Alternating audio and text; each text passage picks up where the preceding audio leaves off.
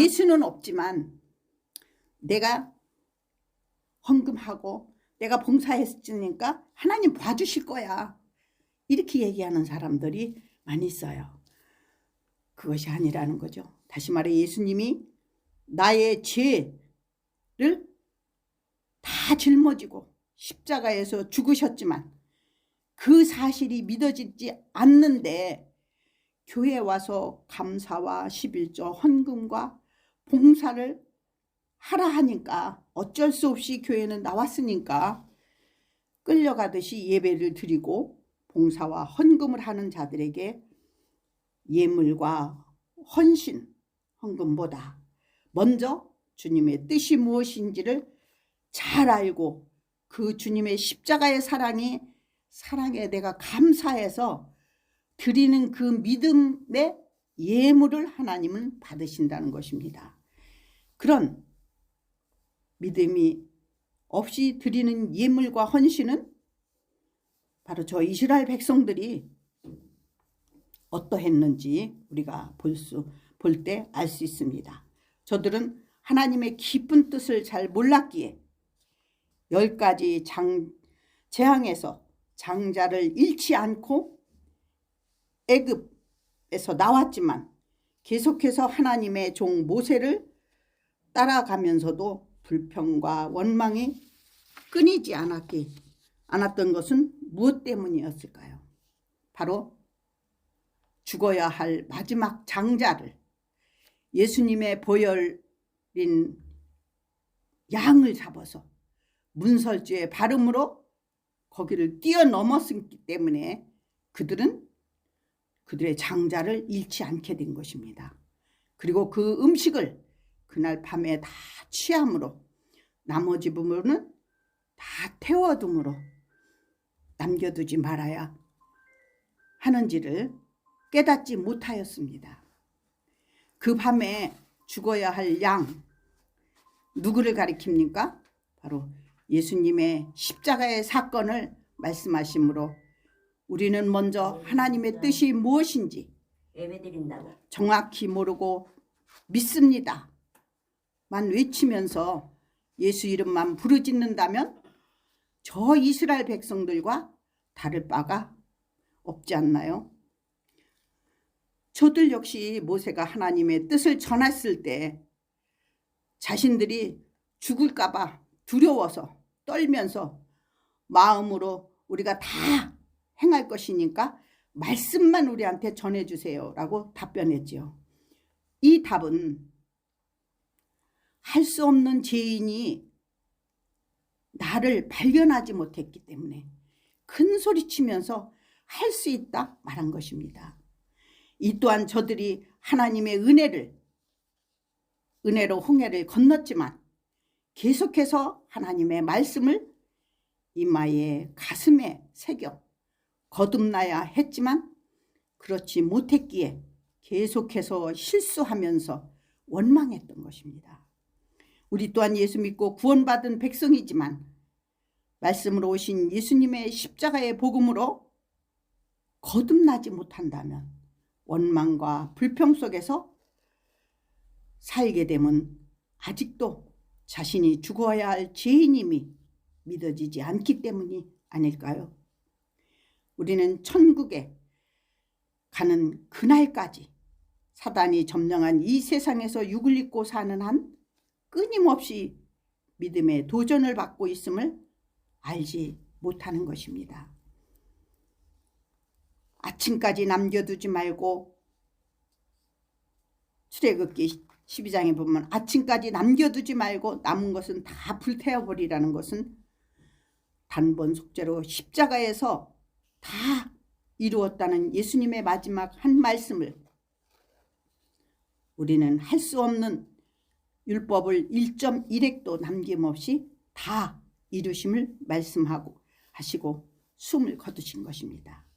이 말씀이 확실히 믿어지지 않기 때문에 죄인인 우리는 사단의 말처럼 무엇인가 내가 행해서 하나님께 보답을 하려고 하게 돼요. 하와가 그 말에 넘어가서 죄가 이 땅에 들어오게 된 것이 아닙니까? 그러므로 할 수 있는 나의 죄성을, 할 수 있다는 나의 죄성을 할 수 없는 나로 이 복음을 통해서 발견할 때 날마다 나는 죽노라라는 사도 바울의 말씀처럼 내 안에 있는 장자와 싸워야 함을 의미하므로 힘으로 능으로가 아니라 오직 하나님의 말씀인 복음이 내 안에서 얼마나 살아 역사하는지를 아는 삶이 아닐까요? 왜 하나님께서는 애굽에서 이스라엘을 구출할 때 꼭 10가지 재앙을 보이신 다음에 구출했을까요? 그것은 사단이 장악한 이 땅에서 살고 있는 우리는 아담의 죄성을 가지고 태어났기에 무엇이든 자신이 직접 겪어보지 않으면 믿으려 하지 않고 왕이 되고자 하는 기질을 타고났음을 아셨기에 당신이 이 세상과 오는 세상에서도 최고의 주권자이자 최고의 신임을 증명해 보이시기 위함이지요. 그러므로 오늘을 살고 있는 우리들 또한 이기적이고 기적 체험이 없이는 보이지 않는 하나님을 보는 것처럼 믿기 위해서는 그러한 체험이 한 몫을 하지만 그런 체험이 없이도 말씀 안에서 진리로 오신 예수가 믿어지면 더 좋겠지요. 하지만 그 체험 뒤에는 그 자리에 머물러 있지 말고 하나님이 보여주신 그 체험이 무엇을 말하고자 하는지 말씀으로 돌아가지 않으면 예수님의 보혈의 의미를 알 수가 없기에 하나님께서는 수많은 체험 속에서도 돌아서지 않는 바로와 같은 우리들에게 무엇을 요구하십니까? 가장 소중하게 여기는 첫 아들 장자, 첫 새끼를 치신 것은 바로 내 안에 최고로 라고 생각하고 자리 잡은 장자가 무엇입니까? 각자의 최고가 다를 수도 있습니다.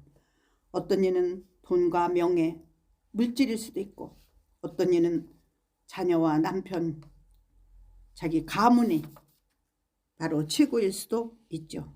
여러 가지가 있습니다. 그것은 다 내려놓음으로 사도 바울과 같이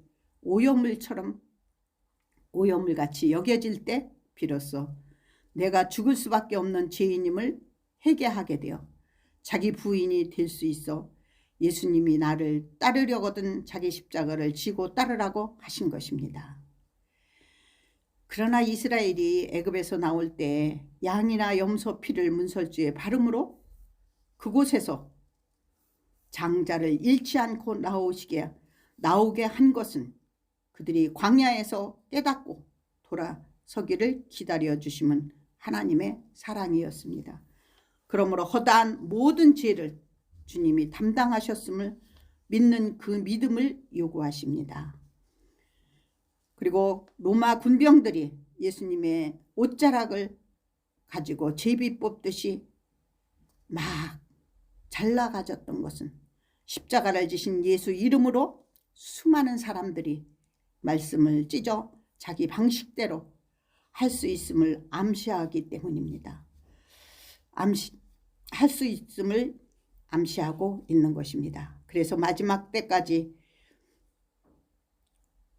올수록 여기저기에서 마지막 때가 가까울수록 여기저기에서 내 이름으로 수많은 이적과 기적이 일어난다 해도 너희들은 믿지 말라 하신 말씀을 기억하면서 내가 종교인으로서 예수를 믿지 마시고 진정으로 십자가의 보혈이 이스라엘 백성이 문설주에 바르듯이 우리 마음판에 이마에 하나님의 뜻이 무엇을 향하여 말씀하고 있는지 성경 66권 속에서 숨어있는 보석인 예수님의 핏부림이 얼마나 소중한 것인지를 깨닫게 되므로 이 세상의 그 무엇과도 바꿀 수 없는 고귀한 생수를 마시게 되는 것입니다. 그러므로 예물보다 먼저 예수님과 화목한 후에 예물을 드리는 것은 십자가에서 죽으시고 부활하신 우리의 형제이신 예수가 없이는 드린 예물은 사단이 가로채서 그를 옥에 가두어서 자기의 종이 되게 할 수 있다는 것입니다.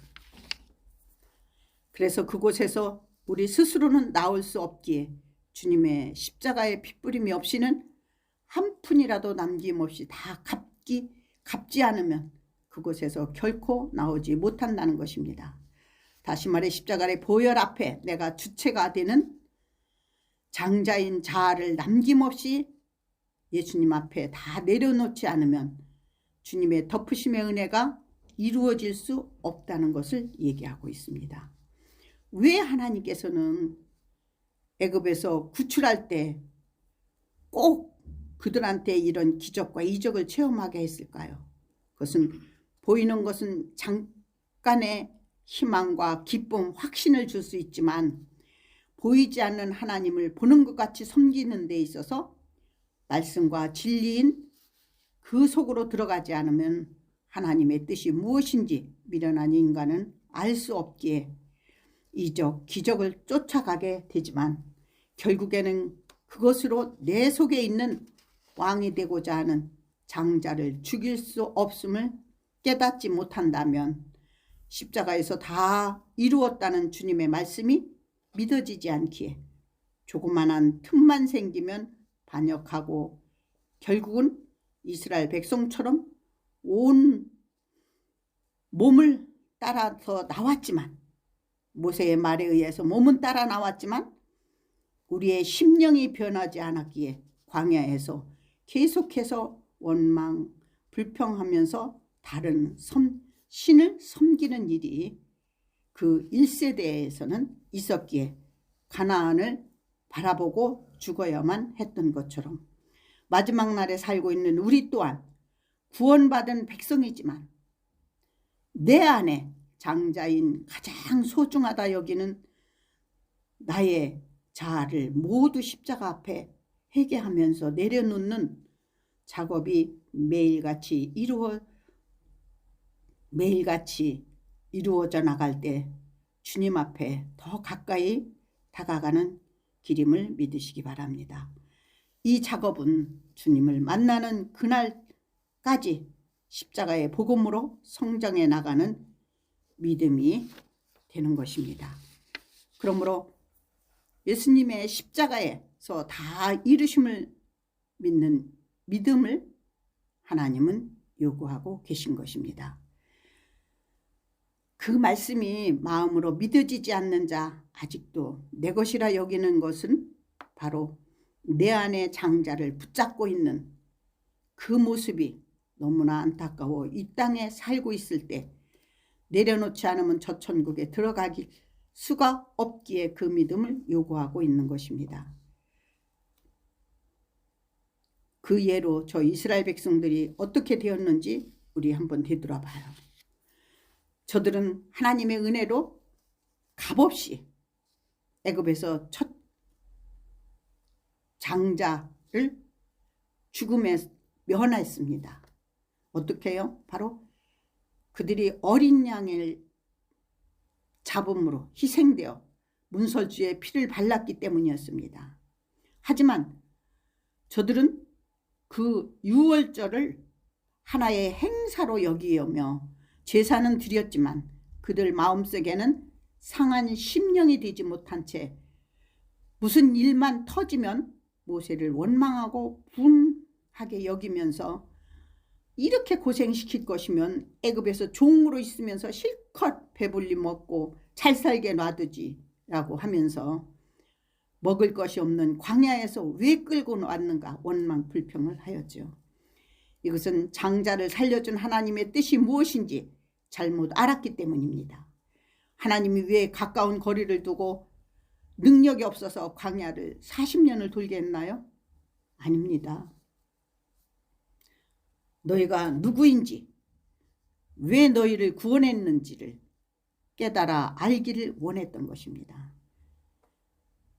그것이 바로 오늘 본문에서와 같이 예수가 없는 제사는 형식적인 제사로가 중요한 것이 아니라는 것입니다.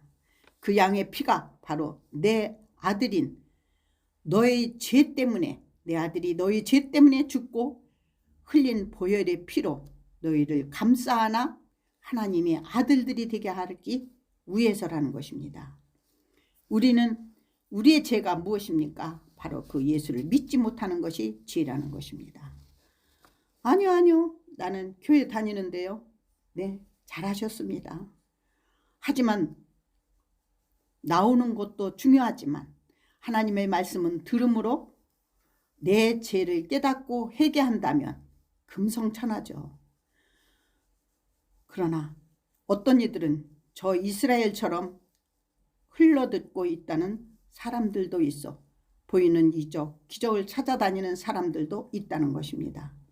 그것이 나쁜 것이라기보다는 그것을 통해서 내가 죽을 수밖에 없는 죄인임을 감정이 아닌 확실한 복음 안에서 깨닫고 회개하는 자, 가치관이 달라지겠죠. 즉 나를 위한 삶이 아니라 저 천국의 백성으로서 이 땅에서 우리가 추구하는 돈, 명예, 욕망, 나만 잘 되려는 욕심, 모든 것을 형제이신 예수께 내려놓는 작업을 하므로 이 땅에서 누리는 자가 아니라 나그네의 삶을 살아야겠죠. 있는 자는 없는 자같이, 없는 자는 있는 자같이 같이 생각함으로 마음의 천국에 확신이 가득 찬 부자로 살아가는 것입니다. 그것을 잘못 알고 섬긴 저 이스라엘이 피 흘리신 예수님의 은혜를 잊어버리고 복 주시는 하나님만 섬김으로 행위적으로 제사를 드렸지만 상한 심령인 십자가에 피 흘리시고 나를 위해 죽으신 예수님이 없는 나의 열심만 있었기에 저들은 가나안을 바라보고 죽었던 것입니다. 저들이 체험이 부족해서였나요? 아니었습니다. 그들은 수많은 이적과 기적을 체험했지만 악으로 달려가는 하나님을 두기 싫어하는 그 마음을 다스리지 못했기 때문입니다. 아담의 죄성을 입은 우리는 내 편의주의로 하나님을 선택해서 믿는 경향이 많습니다. 그렇다 보니 하나님 주님이 오시어 십자가에서 다 이루신 그 복음 안에 들어오기보다는 보기도 좋고 먹음직한 곳을 찾게 되니 내 귀가 듣기에 좋은 곳을 찾다 보니 십자가의 말씀은 좋지만 그것보다도 우선 나에게 유익한 곳을 찾게 되지 않나요? 왜 선진들이 하나님의 말씀을 이마에 마음판에 새기라고 했을까요? 구원은 그 말씀 속에 담겨 있기에 그것을 잊지 말라는 뜻에서 가슴에 새긴 것은 어느 누구도 빼앗아 갈 수 없기에 일할 때에든지 길을 행할 때에든지 언제든지 하나님과 동행하는 믿음이 되시기를 원하기 때문이었습니다. 그러므로 예물을 드리는 것도 중요하지만 그보다 먼저 형제이신 예수님이 함께 동행하는 그 믿음은 빛과 소금이 되는 나의 장자를 바치는 나 없음의 자리로 내려가므로 무엇이든 할 수 있는 내가 아니라 죽을 수밖에 없는 할 수 없는 죄인임을 고백하는 매 순간순간이 되어야 할 것입니다. 우리는 예수 안에서 죽은 자여야만이 장자를 드릴 수가 있지 않을까요? 바로처럼 산자가 되면 사단이 잡고 옥에 가둠으로 빛의 자녀로 나올 수가 없습니다. 나올 수 있는 길은 내가 예수를 십자가에 못 박은 죄인임을 깊이 깨닫고 회개할 때 주님의 성령이 그를 감싸 안아 주실 것입니다.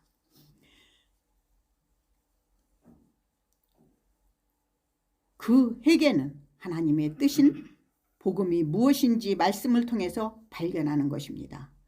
그럴 때 모래 위에 지은 집이 아니라 반석 위에 지은 집이 되어서 모진 풍파에도 견디게 해주므로 십자가의 은혜가 임하는 줄을 믿으시기 바랍니다. 그래서 예수께서는 마태복음 5장에서 오늘 본문에서 바로 그 앞에 보면 바로 산상수훈을 말씀하실 때 심령이 가난한 자 복이 있다, 천국이 저희 것이라고 말씀하셨습니다. 이것은 우리 마음의 밭이 어디로 향하고 있는지 또 어디로 향해야 지는지를 말씀하고 있는 것입니다. 우리는 아담의 죄 아래 태어났기에 내가 원하지 않아도 선보다 악이 나를 이끄는 힘이 더 강하기 때문에 사도 바울은 그 마음과 날마다 싸운다고 표현을 했습니다. 그러므로 구원받은 성도들이 이 땅에 살면서 사단이 펼쳐놓은 지뢰밭과 같은 덫에서 진리와 빛이 되신 예수님을 만나기 위해서는 애통하는 마음과 의에 줄이고 목마른 자처럼 주님의 뜻이 무엇인지 마음과 뜻을 다해 베리아 사람들처럼 하나님의 뜻을 아는 데 온 힘을 다한다면 하나님의 아들들이라 불림을 받을 것입니다. 그러므로 오늘 본문에서 예물을 제단에 드리기 전에 네 형제에게 원망을 들을 만한 일이 있거든 예물을 제단 앞에 두고 가서 먼저 형제와 화목하고 드리라는 것은 여기에서 형제는 예수님을 말하므로 내 안에 생명이신 예수가 없는 예물은 제 아무리 많이 드려도 소용이 없음을 바로 26절에 보면 고발자가 너를 재판관에게 넘겨주어 재판관이 옥에 가둘까 염려하라 하면서 진실로 내게 이르노니 네가 한 푼이라도 남김없이 갚기 전에는 결코 거기에서 나오지 못하리라 한 것입니다. 이 말씀은 사단이 내가 왕이 되어 판단하게 함으로 하나님의 뜻보다 내 마음의 법에 앞서가서 우리를 선동하고 있음을 기억하면서 성령으로 오신 주님이 말씀에 와 기도 찬송 속에서 나의 지체를 죽이는 것이 믿음의 순종이요 하나님과 화평되는 길임을 믿으시기 바랍니다. 그래서 사도 바울은 바로 그런 삼층층의 세계를 보았지만 이 두 마음이 계속 나와 싸우고 있음을 고백한 것이 날마다 나는 죽노라 라고 표현하므로 우리가 이 세상을 살 때 외부적으로도 오는 박해도 있지만 내 안에서 일어나는 장자와의 싸움에서도 얼마나 힘든지를 얘기하고 있습니다. 그러므로 예수님의 핏부림이 없는 예배는 고발자인 사단이 받는다는 것을 기억하면서 매 예배 때마다 예수님의 보혈이 나를 덮지 않으면 안 되는 죄인임을 고백하는 나와 여러분이 되어 하나님이 기뻐 받으시는 산제사를 드리는 축복이 임하기를 축원합니다.